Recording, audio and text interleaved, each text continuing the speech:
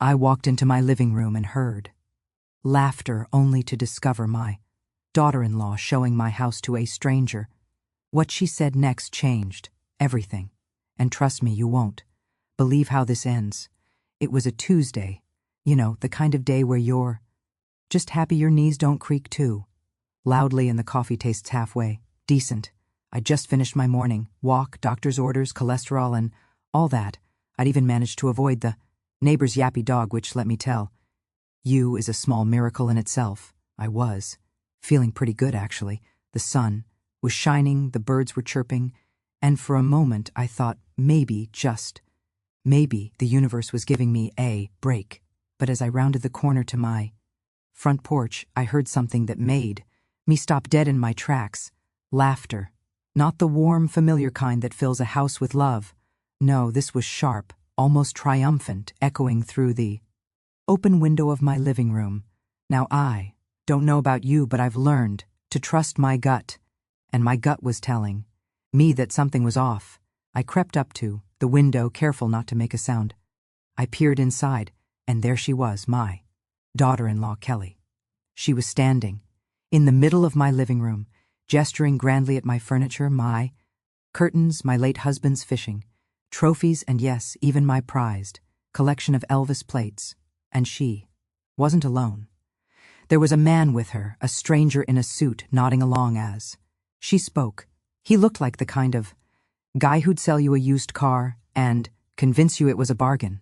I felt my heart start to race. My house, my things, what on earth was going on? I slipped quietly through the side door, the one that always sticks a little, and made my way down the hallway. The laughter grew louder as I got closer, and I could hear Kelly's voice, bright and confident. "Oh, the kitchen gets wonderful light in the morning," she was saying, "and the backyard, perfect for summer barbecues. You'll love it here." I stepped into the living room, and the laughter stopped. Kelly turned to face me, her smile wide and a little too bright. "Mother-in-law I didn't expect. You back so soon," she said, as if she hadn't just been caught red-handed in the middle of my living room, showing my house to a complete stranger. I looked at her, then at the man who suddenly seemed very interested in his shoes.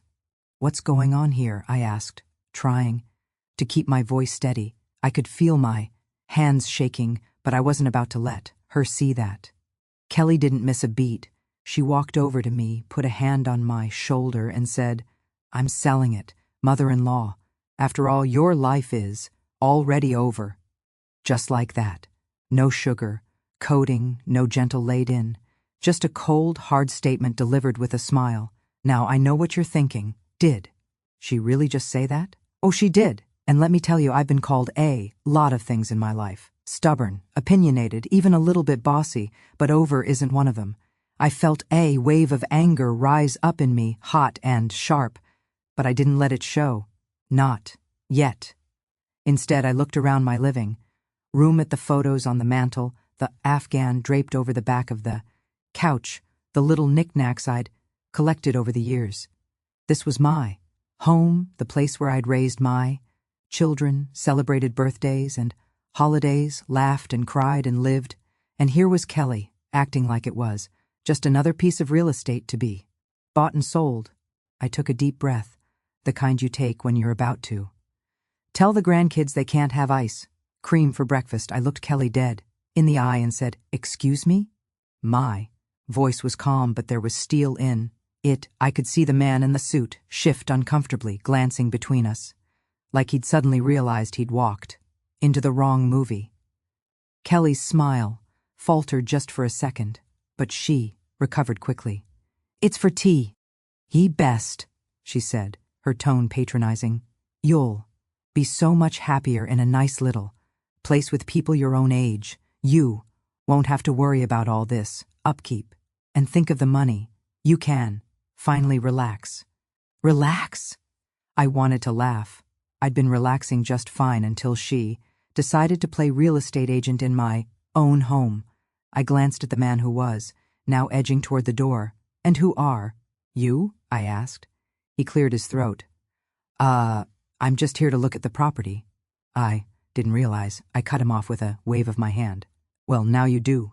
This house isn't for sale. Not today, not tomorrow, not ever, not as long as I'm alive. Kelly's eyes narrowed. You can't. Stop me, she said, her voice low. I smiled, a slow, deliberate smile. Watch me. The silence that followed was deafening.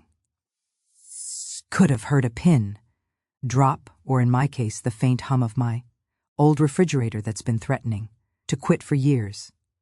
I stood my ground, feeling a surge of strength I hadn't felt in a long time. Maybe my knees creaked and maybe my cholesterol was a little high, but my life was far from over. In fact, I had a feeling things were just about to get interesting. And that, my friends, is how a perfectly ordinary Tuesday turned into the day. Everything changed. I took a deep breath, the kind you take before you tell the grandkids they can't have ice cream for breakfast, knowing full well you'll probably cave in 5 minutes anyway. But this was different. This was the kind of breath you take when you're about to draw a line in the sand. I looked Kelly dead in the eye, and with a calm I didn't quite feel, said, "And yours is just about to be ruined."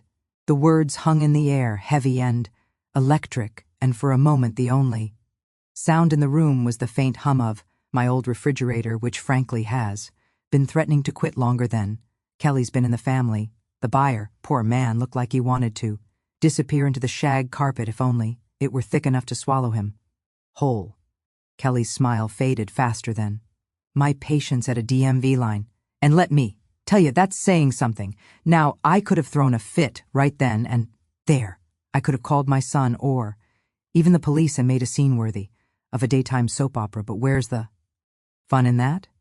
No, I decided to play the long game. After all, I didn't raise 3 kids, survive the 80s, and outlast 2 recessions without learning a thing, or 2 about strategy. Besides, I've always believed that revenge is a dish best served with a side of sweet tea and a knowing smile. So I straightened my shoulders, gave Kelly a look that said, "You have no idea who you're dealing with," and turned my attention to the buyer. "Would you like some coffee?" I asked, as if this were the most normal open house in the world. He stammered something about being late for another appointment and practically bolted for the door, leaving Kelly and me alone in the living room, surrounded by the ghosts of family gatherings and the scent of lemon furniture polish. Kelly tried to recover her composure, but I could see the wheels turning in her head. She was calculating, trying to figure out her next move. I almost felt sorry for her, almost. "Mother-in-law, I just thought," she started, but I cut her off with a wave of my hand. "Save it, Kelly. I know exactly what you thought. You thought you could waltz in. Here, sell my house out from under me and ship me off to some retirement home. Like last year's Christmas decorations. Well, I've got news for you. I'm not going anywhere." She opened her mouth to protest, but I wasn't finished. "You. No, Kelly, I may be old, but I'm not stupid. I know every inch of this house, every creak in the floorboards, every loose tile in the bathroom. I know where the good silver is hidden and which window sticks in the summer, and I know, without a shadow of a doubt, that my name is still on the deed. So unless you've got a magic wand or a time machine, you're not selling anything today." The look on her face was priceless. For a moment, I thought she might actually cry, but then she straightened her back, squared her shoulders, and gave me a look that would have made a lesser woman nervous. "You can't keep this up forever," she said, her voice low and tight.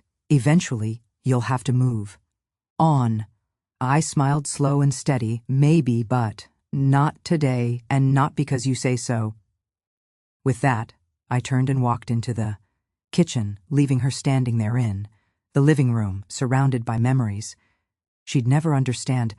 I put on a pot of coffee, real coffee, none of that decaf nonsense, and sat at the kitchen table thinking.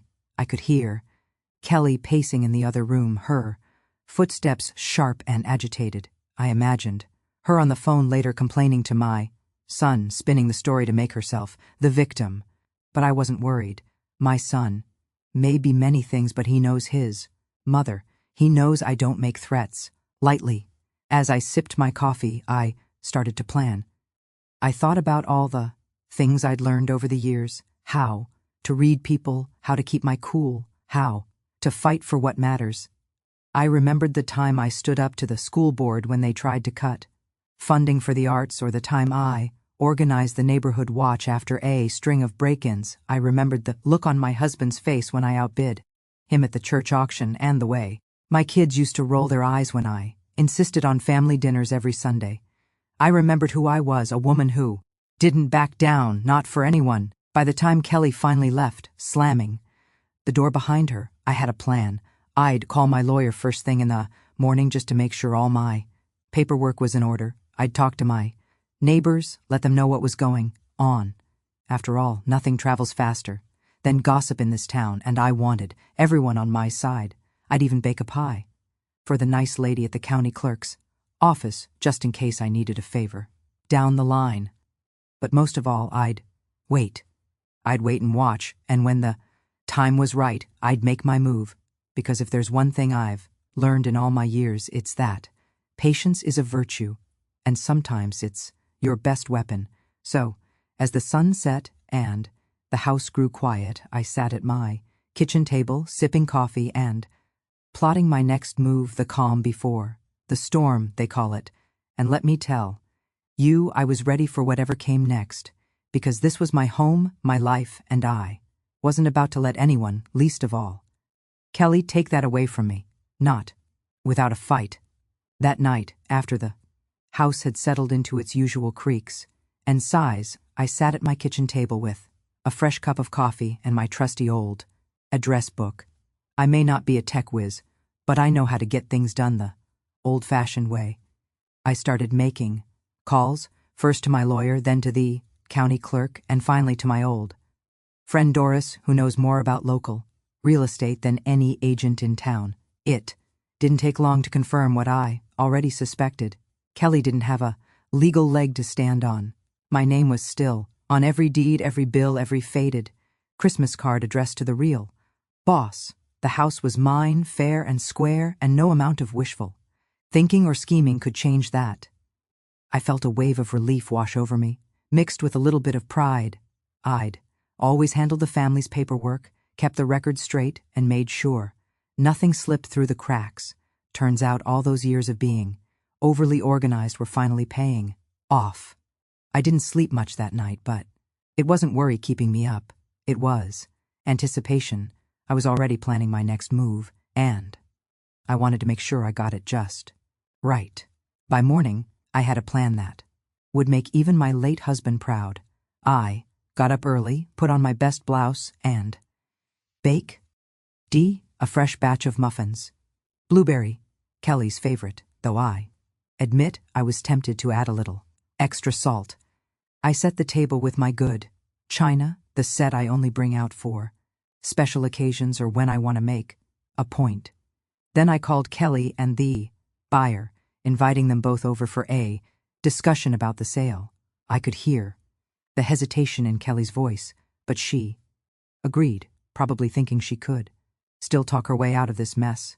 When they arrived, I greeted them with a smile and a pot of decaf coffee because, as I like to say, I'm not a monster, just a mother-in-law.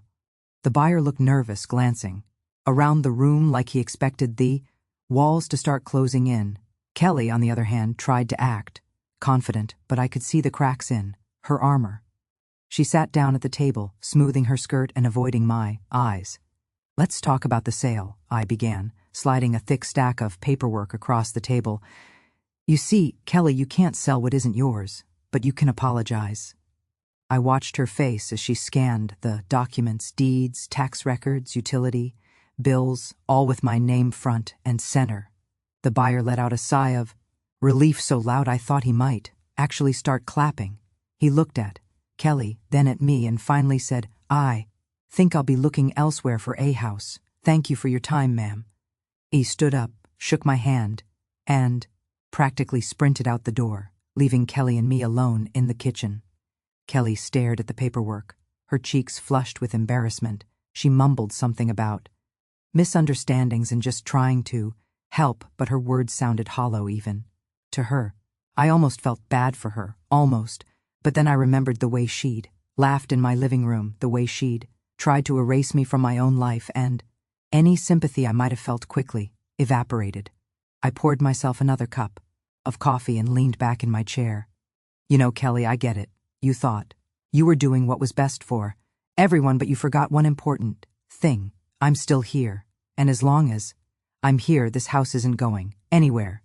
I let that sink in for a moment, watching as she fidgeted with her napkin. I'm not angry, Kelly. Disappointed, sure, but mostly I'm just surprised. I thought we were family, and family doesn't do this to each other. She looked up at me then, her eyes shining with unshed tears. For a moment, I saw the young woman my son had fallen in love with, the one who used to bring me flowers on Mother's Day and ask for my secret pie recipe. I wondered what had changed, what had made her so desperate to push me out. Maybe it was fear or insecurity or just the pressure of trying to hold a family together in a world that seems to be falling apart. Whatever it was, I decided to let her off the hook just a little. Look, Kelly, I said, my voice softer now. I know things haven't been easy, but selling my house out from under me isn't the answer. If you need help, ask. If you're overwhelmed, say so, but don't ever try to take what isn't yours, not from me and not from anyone else. She nodded, wiping her eyes with the back of her hand. I'm sorry, she whispered. I really am. I thought it would be easier if I held up a hand. No more ifs, Kelly. We deal with things head-on in this family. That's how we get through the tough times together. We sat in silence for a while, the tension slowly melting away. I offered her a muffin and she took it, managing a small, grateful smile. It wasn't much, but it was a start. Maybe things would never be the same between us, but at least we'd cleared the air. And as I watched her leave, shoulders a little less rigid, I felt a sense of peace settle over me. The tables had turned, and for the first time in a long time, I felt truly in control of my own life. Sometimes the best revenge isn't getting even. It's reminding people who you are and showing them you're not to be underestimated. And as I cleaned up the kitchen, humming an old Elvis tune, I knew I'd done just that. In the end, Kelly learned a valuable lesson. Never underestimate a woman with a good lawyer and an even better memory. The days that followed our little kitchen showdown were quieter, but not in a bad way. There was a new kind of peace in the house, the kind that comes after a storm has passed and you realize the roof held up just fine. I went about my routines, watering the plants, chatting with neighbors over the fence, and dusting my Elvis plates with a little more care than usual every now and then. I'd catch myself smiling, thinking about how close I'd come to losing it all and how sweet it felt to have stood my ground. I even found myself humming Can't Help, falling in love as I swept the porch, the tune drifting out into the autumn air. Kelly, for her part, kept her distance for a few days. I could tell she was embarrassed, maybe even a little ashamed, and I didn't blame her. It takes guts to admit when you're wrong, and I figured she needed some time to lick her wounds, but life has a funny way of nudging people back together, especially when family is involved. The following Sunday, my son called and asked if they could come over for dinner. I said yes, of course, and spent the afternoon making my famous pot roast, because if there's one thing that can mend fences, it's a good meal shared around the table. When Kelly walked in, she looked nervous, clutching a bouquet of daisies like a peace offering. I smiled and took the flowers, setting them in a vase on the kitchen counter. We didn't talk about the house or the sale or the paperwork. Instead, we talked about the kids, the weather, and the new bakery that had opened downtown. It was awkward at first, but as the evening wore on, the tension melted away. My son cracked a joke about my iron will, and even Kelly managed to laugh. It wasn't the raucous laughter I'd heard that fateful Tuesday, but it was real, and it felt good.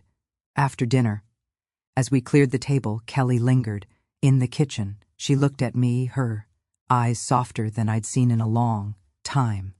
I really am sorry, she said, quietly. I got carried away. I thought I was helping, but I see now that I was just scared of losing Control. Scared of not being enough. I nodded, understanding more than she. Realized life has a way of making us all feel small sometimes, especially when the world keeps spinning faster and faster. I reached out and squeezed her hand. We all get scared, Kelly, but you don't have to go it alone next time. Just talk to me. We're family, for better or worse. She smiled, a real one. This time, and for the first time in a long while, I saw the woman my son had fallen in love with. We finished the dishes together side by side, and when she left that night, she hugged me a little tighter than usual. I watched them drive away, the taillights fading into the night, and felt a sense of closure settle over me. The house was safe, my dignity intact, and maybe, just maybe, my relationship with Kelly was on the mend. A few days later, I found a card in my mailbox. It was from Kelly, a simple note that read, "Thank you for reminding me what really matters. I promise to do better." I tucked it into the drawer with my favorite recipes, a little reminder that even the rockiest relationships can find their way back to solid ground. And as for me, I kept my house, my Elvis plates, and my dignity. I even treated myself to a new set of curtains, something bright and cheerful, to remind me that every day is a fresh start.